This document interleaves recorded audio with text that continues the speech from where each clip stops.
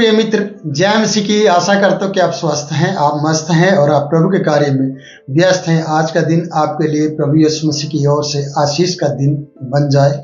मेरी आशा है कि आप स्वस्थ हैं और मैं विश्वास करता हूँ कि आप इस वीडियो को लगातार देख रहे हैं, जो हम उत्पत्ति की किताब से आपके बीच में भेज रहे हैं। और इस वीडियो में भी हम उत्पत्ति की किताब 37वें अध्याय में आ गए हैं और 37वें अध्याय के जब हम पहले पद को देखते हैं, यहाँ पर इस प्रकार से हम पढ़ते हैं, याकूब तो कनान देश में रहता था, जहाँ उसका पिता परदेशी होकर रहा। जैसे कि इसहाक और याकूब का वंश का जो वृतांत है या याकूब के वंश की जो जानकारी हमें मिलती है वो इस प्रकार से है कि यूसुफ 17 वर्ष का हुआ और वो अपने भाइयों के साथ भेड़ बकरियों को चराया करता था। और ज़्यादा समय उसका बिल्ला जो राहेल की दासी थी और जिल्पा जो लिया की दासी थी, उनके संग और उनके बच्चों के संग ज़्यादा समय बिताया करता था। और इस तरीके से उसकी दिनचर्या होती थी। और यहाँ पर देखते हैं कि जब 17 वर्ष का हुआ तब ये सारी बातें उसकी ज़िंदगी में चल रही थी। और यहाँ पर आगे वचन में जब पढ़ते हैं, वचन हमें इस प्रकार से बता रहा है, तीसरा पद, इज़राइल अपने सब पुत्रों से बढ़कर यूसुफ से प्रीति रखता था, क्योंकि वह उसके बुढ़ापे का पुत्र था और उसने उसके लिए एक रंग बिरंगा अंगरखा बनवाया। और उससे पहले हमने पढ़ा है कि वो बिल्ला और जिल्पा के पुत्रों को संग्रह करता था और अपने भाइयों के बुराई का समाचार अपने पिता को दिया करता था। एक किस्म से हम कह सकते हैं कि वो भाइयों की सारी जानकारी रखता था और अपने पिता को बताया करता था। जैसे उसका समय परमेश्वर पिता के साथ बीता करता था और पिता उससे बहुत ज़्यादा प्यार करता था। इसलिए तीसरा पद ने कहा, इज़राइल जो याकूब है, जिसका नाम बदला गया है, वो अपने सब पुत्रों से बढ़कर यूसुफ से प्रीति रखता था। मेरे प्रियो, इसके पीछे एक कारण है। कारण यह है कि राहेल से वो याकूब हमेशा प्यार किया करता रहा है और अब राहेल नहीं रही और राहेल का ये पुत्र यूसुफ है। अब वो अपने पुत्र को प्यार करता है। जैसे कि हम पुरानी बातों को याद करें, जैसे कि याकूब के पिता इसहाक ने अपने बड़े पुत्र एसाव से प्यार किया और उसे आशीर्वाद देने के लिए खुद तैयार हुआ और उसको तैयार किया कि वो जाए जंगल में और आहेर का मांस लाए और उसे पकाए और मुझे खिलाए और मैं जी भर कर खुशी से उसे आशीर्वाद दूं। और यहाँ पर वही देखा जाता है कि राहेल का बड़ा बेटा है यूसुफ और यूसुफ से वो बड़ा प्यार करता है। और राहेल नहीं रही, राहेल चली गई है, राहेल मर चुकी है। अब उसके लिए राहेल का प्यार जो यूसुफ के अंदर दिखता है और ये यूसुफ को सब भाइयों से बढ़कर प्रीति करता है या प्यार करता है, हम ऐसा कह सकते हैं, प्रेम रखता है। और यहाँ पर लिखा है कि यूसुफ भाइयों का समाचार पिता को देता है। इसलिए हम दोबारा से इसको पढ़ते हैं। इसका समय बिल्ला और जिल्पा के पुत्रों के संग रहता है और बुराइयों का समाचार अपने पिता को दिया करता है। और इज़राइल जो याकूब है अपने पुत्रों से बढ़कर यूसुफ से प्रीति रखता है। और दूसरा कारण है कि इसने इसके लिए रंग बिरंगा अंगरखा सिलवाया। जो रंग बिरंगा अंगरखा है वो भाइयों से इसे अलग करता है या सबसे अलग दिखाई देता है। तो उसका जो प्यार है पिता का यूसुफ के प्रति वो यहाँ पर दिखाई दे रहा है। कारण है इसके पीछे, कई कारण है कि जो प्यार करने का, एक तो राहेल नहीं रही इसलिए, और दूसरा ये अपने पिता से प्यार करता है, याकूब से यानी इज़राइल से, और इज़राइल भी इसे प्यार करता है, इसलिए इसने और भाइयों से बढ़कर इसे प्रीति की है। और जानकारी यूसुफ के द्वारा भाइयों की इसे दी जाती है, इसलिए और भी ज्यादा प्यार पिता का इसके ऊपर बढ़ जाता है। क्योंकि हम इसहाक को देखते हैं, इसहाक ने एसाव से प्यार किया, याकूब से कम किया, जबकि परमेश्वर याकूब को चाह रहा था। यहाँ पर हम देखेंगे आने वाले समय में कि किस प्रकार से वही बातों को दोहराया जाता है। जैसे कि इसहाक दोहरा रहा था, वैसे ही याकूब भी दोहरा रहा है, क्योंकि वो यूसुफ से प्यार कर रहा है। और आपको पता है कि सबसे बड़ा बेटा इसका रूबेन है जो लिया से हुआ है।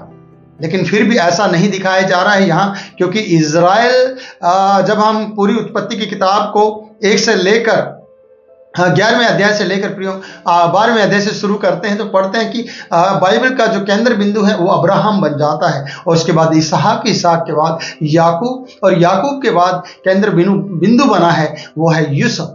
और यूसुफ पर आप सारा ध्यान किया जाता है और यूसुफ की कहानी आगे बढ़ती है। इसलिए यूसुफ 17 वर्ष का होकर प्रियो अपने भाइयों के बीच भेड़ बकरी चराते हुए उनकी बुराइयों का समाचार अपने पिता को देते हुए और पिता के उन बालकों के साथ जो बिल्ला और जिल्पा के बच्चे हैं उनके साथ समय बिताते हुए और उनकी बुराइयों का समाचार अपने पिता को देना, ये एक किस्म से भाइयों से अलग करता है। और बताया जाता है कि उसके कपड़े उनसे अलग हैं और उसे प्रीति करता है, उसे प्यार करता है। जब हम 4 पद में पढ़ते हैं, परंतु जब उसके भाइयों ने देखा कि हमारा पिता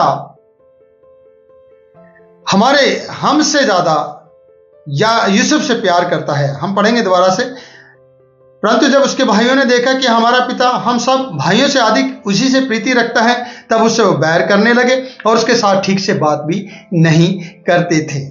प्रियो, ये कारण रहा है कि यूसुफ के साथ भाइयों को बातचीत ना करना, क्योंकि जिस प्रकार से याकूब ने पिछले दिनों में अपने मामा लाबान को ताड़ लिया था, उसके चेहरे को देखकर वो जान गया था कि पहले के समान उसका चेहरा नहीं है, प्यार करने वाला पहले के समान वो मुझे नहीं देखता है। तो इस तरीके से इसके बालक, इसके बेटे भी उसी के खून से हैं, उसी के रिलेशन में है, या उसी के द्वारा वो इस दुनिया में आए हैं, और वो भी जानते हैं कि पिता के चेहरे पर हमारे प्रति कोई प्रीति नहीं है या प्रेम नहीं है, सारा प्रेम यूसुफ के ऊपर चला गया है, इसलिए वो ठीक से बात नहीं करते। मैं ऐसा कहना चाहूँगा, यहाँ पर हम ये देख सकते हैं कि याकूब के परिवार के अंदर या इज़राइल के परिवार के अंदर फूट किस तरीके से पड़ती है, फूट क्या होती है, वो यहाँ पर देखा जाता है। परिवार में तनाव किस प्रकार से पैदा होते हैं, भाई आपस में दुश्मनी किस प्रकार से कर लेते हैं, ये कारण बनता है पिता। और पिता इज़राइल कारण बना है क्योंकि वो यूसुफ से ज्यादा प्रेम कर रहा है। पिछले दिनों में भी आपने देखा है, जब हम 28वें अध्याय को या 33वें अध्याय, सॉरी 33वें नहीं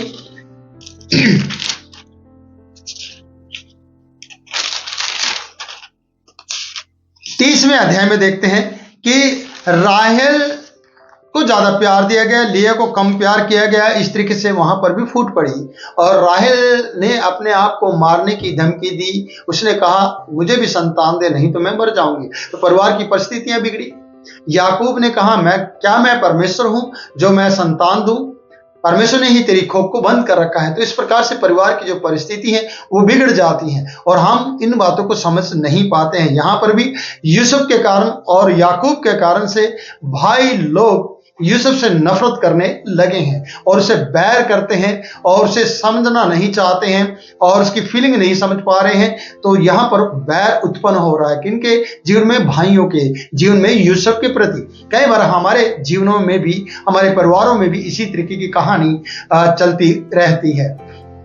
प्रियो, मैं आपसे कहना चाहता हूं कि आप इन कहानी को अपने जीवन में या अपने परिवार में ना दोहराने दें। आप इन कहानियों से या इन परमेश्वर के पवित्र वचन से ये सीखें कि यूसुफ के जीवन में दुख आने का और वहां से निकल जाने का कारण क्या रहा है। उसके पीछे कई कारण रहे हैं। मैं आपको पहला कारण बताना चाहता हूं, जो यहाँ पर स्वप्न के बारे में भी बताया गया है, वो मैं अगली वीडियो में बताऊंगा।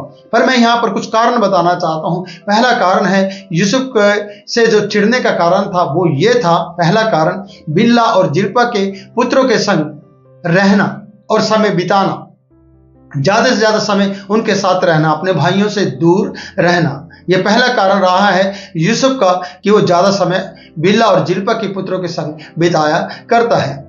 और दूसरा कारण है कि वो भाइयों की बुराइयों का समाचार अपने पिता को देता है। यह दूसरा कारण रहा कि वो भाइयों के समाचार को पिता को बताता है। भाई लोग क्या कर रहे होंगे, क्या करते थे जो पिता को बता रहा था। मैं अंदाजा लगाता हूं, ये मैं ऐसा सोचता हूं, मैं ये कहना चाहता हूं कि हो सकता है वो भेड़ बकरी जो भी वो मारते थे, मारने के बाद उसे भूनते होंगे और उसको खाते होंगे और खाने के बाद पिता को बताते होंगे कि किसी जंगली जानवर ने उसे फाड़ कर खा लिया और वो भाग गई और उसे मार दिया गया और वो हमारे हाथ से चली गई। और ये बुराई का कारण था, क्योंकि पिता के साथ धोखा करना और पिता को इस तरीके से बताना, तो ये समाचार वो पिता को दिया करता है यूसुफ कि हमारे भाई लोग भेड़ बकरी को खुद मारते हैं और उसे पकाते हैं और उसे खाते हैं और आपको गलत बताते हैं कि किसी जानवर ने उसे खा लिया है। जैसे कि आप जानते हैं कि यूसुफ याकूब के जीवन में भी इस प्रकार के धोखा बना रहा है और वो धोखा देता चला गया है। उसी प्रकार से के पुत्र भी आज उसे धोखे दे रहे हैं और उसको गड़बड़ में ले रहे हैं। इसलिए इस बुराई का समाचार, जो बुराई उसके बच्चे कर रहे थे, वो समाचार यूसुफ अपने पिता को देता है। तो ये दूसरा कारण रहा है यूसुफ की जिंदगी में, जो उसके भाई लोग उससे चिढ़ रहे थे। तीसरा कारण यह था कि वो पिता की ओर से यूसुफ से ज्यादा प्यार करता था, पिता उससे ज्यादा प्यार कर रहा था। ये तीसरा कारण है कि पिता इजराइल यूसुफ से ज्यादा प्यार कर रहा था। यह भी एक कारण उसकी जिंदगी में रहा, जो तीसरा कारण बना है। चौथा कारण मैं आपको बताना चाहता हूं कि उसका रंग बिरंगा अंगरखा, ये चौथा कारण रहा है, जो रंग बिरंगा अंगरखा भाइयों से उसे अलग दिखाता था। ये अंगरखा जो रंग बिरंगा है, एक किस्म से उस व्यक्ति के लिए होता है जो परिवार में मुखिया हो और परिवार का, जिसके कह सकते हैं कि आज के समय में हम ऑर्डिनेशन कह सकते हैं कि उसे ऑर्डिनेशन दिया गया हो और वो सब लोगों से अलग दिखता हो और उसके ऊपर बहुत सी जिम्मेवारियां हो। और उसके पिता ने इस तरीके से यूसुफ के ऊपर ये कपड़ा देकर ये दर्शाया है कि इसके ऊपर बहुत सी जिम्मेवारियां हैं। तो ये अंग रखा जो रंग बिरंगा है, भाइयों से अलग करता है और ये चिढ़ने का कारण रहा है। ये चौथे नंबर पर आता है कि यूसुफ का जो से भाई लोग चिढ़ रहे थे, वो उसका रंग बिरंगा अंग रखा था। पांचवा कारण मैं आपको बताना चाहता हूं, वो पहला स्वप्न था जिसमें 7 पूले दिखाई देते हैं और वो पूले इसके पूले के सामने गिर जाते हैं, झुक जाते हैं। तो ये भाइयों के लिए चिढ़ने का कारण बना था। और छठा कारण था प्रियो, उसका दूसरा स्वप्न, जहां चंद्रमा और सूर्य और तारे उसके सामने झुककर उसे सजदा कर रहे थे। तो ये कारण बने हैं जो भाइयों के जीवन में बैर उत्पन्न कर रहे थे। ये भाई उससे नफरत के लिए तैयार हो रहे थे और उससे नफरत कर रहे थे और ये चिढ़ने के कारण बन गए हैं। मैं आपसे कहना चाहता हूं कि हमारे जीवन में भी हमारे पिता के या माता की ओर से ज्यादा प्यार मिलना प्रियो दूसरे भाइयों के लिए, जो हमारे भाई बंधु हैं, उनके लिए चिढ़ने का कारण बन जाता है और वो हमसे ईर्ष्या और बैर भाव करने लगते हैं। जैसे कि हम उड़ाऊ पुत्र की कहानी को देखते हैं। पिता ने उड़ाऊ पुत्र की कहानी को बताया है और वहां पर यीशु मसीह ने कहानी को हमें बताया। कैसे कि जब पिता के पास उड़ाऊ पुत्र लौट आया, जब वो अपने आपे में आया और उसका जो कमाऊ पुत्र था, जो बड़ा पुत्र था, उसे पता चला, वो घर में नहीं गया क्योंकि वो उससे चिढ़ने लगा था, वो उससे खुश नहीं था। क्योंकि पिता से सारी संपत्ति ले जाने के बाद, व्यवसायों में और व्यर्थ बातों में उड़ाने के बाद भी पिता ने उसे गले लगाया था, लेकिन बड़ा भाई उसे चिढ़ गया था। बड़ा भाई अंदर आना नहीं चाह रहा था, उस बोझ में शामिल होना नहीं चाह रहा था। पिता उसे मनाकर वापस लेकर आया था कि जो मेरा है वो सब तेरा है। इसलिए कई बार हम चिढ़ते हैं, हम पिता के प्यार को समझ नहीं पाते हैं और ये 11 जो भाई हैं ये इस बात को समझ नहीं पा रहे। मैं कहूँगा 11 नहीं, ये 10 भाई हैं जो इससे चिढ़ रहे हैं और जो इसे बदला लेना चाहेंगे। आने वाली वीडियो में आपको इन बातों का सार मिलेगा, या मैं आपको बताना चाहूँगा। प्रियो भाई, मैं इतना कहना चाहता हूँ कि हमारे जिंदगी में ऐसे कई चिढ़ने के कारण बन जाते हैं जो हमारे ही परिवार से उत्पन्न होते हैं, जो हमारे जीवन से उत्पन्न होते हैं। कई बार हम सबके सामने ऐसा काम करने की कोशिश करते हैं जिससे कि हमें लगता है कि ये देखेंगे तो मेरी बड़ाई करेंगे। प्रियो, जरूरी नहीं है कि वो आपकी बड़ाई करे, जरूरी नहीं है कि वो आपसे प्यार करे। हो सकता है जो आप करने जा रहे हैं उसके बदले में वो आपसे नफरत करना शुरू कर दे। इसलिए जब भी आप अपना कदम उठाएं और जो भी आप काम करें, सोच समझ कर करें और उससे पहले परमेश्वर से प्रेरणा पाएं और परमेश्वर की प्रेरणा लेकर ही उस काम को आप करें और परमेश्वर आपकी भलाई करेगा, परमेश्वर आपका साथ देगा, तभी आप अपने जीवन में आगे बढ़ पाएंगे। तो प्रभु इन वचनों के द्वारा आप लोगों को बहुतायत से आशीष दे। फिर मिलूंगा नए वचन के साथ नई वीडियो में। तब तक के लिए मैं आपसे इजाजत चाहता हूँ। जय मसीह की।